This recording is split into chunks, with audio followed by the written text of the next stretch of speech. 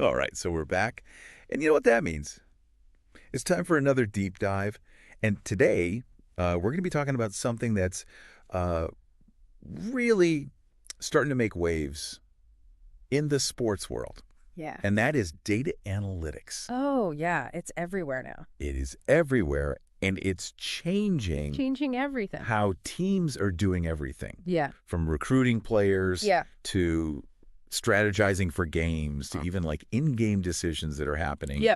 And it's not just on the field. We're talking about the No. stands too. Us fans are impacted by this too. Yeah, and we're going to get into some Yeah. of the ethical considerations Yeah. around all the data that's being collected on Oh, everyone. yeah. There's a lot to think about there. There is. But first I want to jump into the exciting stuff. Like, Yeah.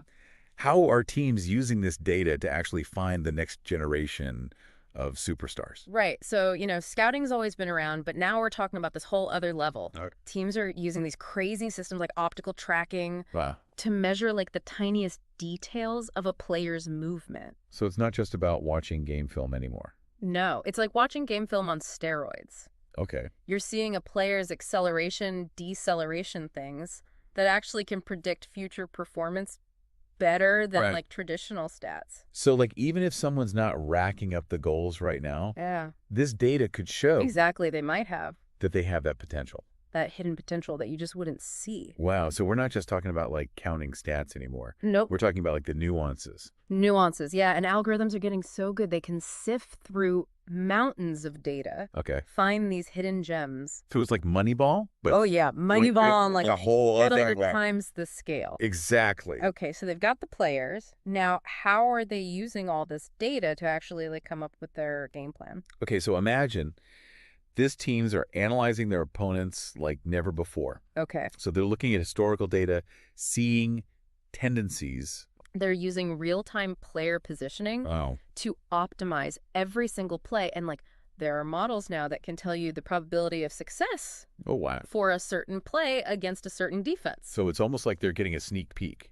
It's like a cheat code almost. at what's going to happen. Yeah, but it's all legal, Okay. all above board. So halftime adjustments are one thing, but what about those in-game decisions?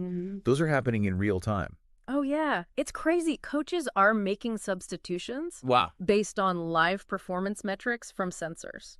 So they know, like, Exactly. they know who's tired, Pull someone out. who's hot, who's not. And players are even adjusting their own positioning Wow. based on data that's being relayed to the sidelines. That's insane. So for the average fan sitting in the stands, Yeah. how does all of this translate to what we're seeing? Okay, so hopefully this means we're seeing better games, right? More exciting plays, Yeah. more dynamic shifts in momentum because teams are making these really, really smart decisions. Yeah. So we might actually be witnessing like more strategic gameplay. Absolutely. Never Yeah, mind. because they're exploiting weaknesses that maybe we as fans Yeah. wouldn't even notice. So now we've got to talk about the elephant in the room, which is all the data Yeah.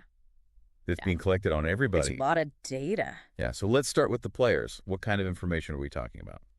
I mean, it goes way beyond just like how many points they score. Yeah. We're talking about biometric data, heart rate variability, sleep patterns, all this stuff Oh, no. that teams are using to figure out player fatigue, Oh, so- recovery, all that. Yeah. So they can optimize training. Okay, but what about us fans? Oh, yeah. They're collecting tons of data on us, too.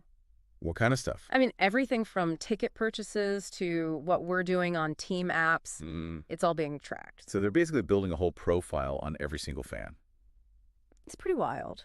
It is a little bit wild. So we've talked about some of the downsides, but can we talk about some of the cool ways that technology is actually enhancing the fan experience? Oh, absolutely. Like, think about those real-time stats that pop up on the screen Oh, yeah. during a game that gives you so much more context for what's happening. Yeah. Or the instant replays from every angle. You can see the play. You can see see really it never close. before. Exactly. It's like you're Really? right there on the field. Yeah, and we're seeing all these sports, like women's college softball, just exploding in popularity. Oh. And I wonder... I think data's got a role in that for sure. You think so?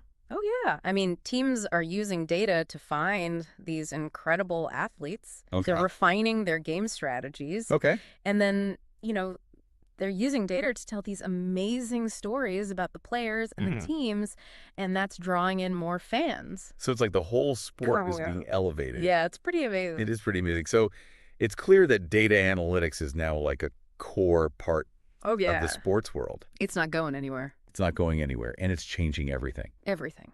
So I'm going to leave you with this. Okay. As data continues to shape the future of sports, how do you see this balance between the data-driven insights Yeah. and the human element of the game? Right. How is that going to impact the games that you love to watch? That's a great question. Something to think about. That's all the time we have for today's deep dive. Thanks for joining us. Yeah, thanks for having me. We'll see you next time.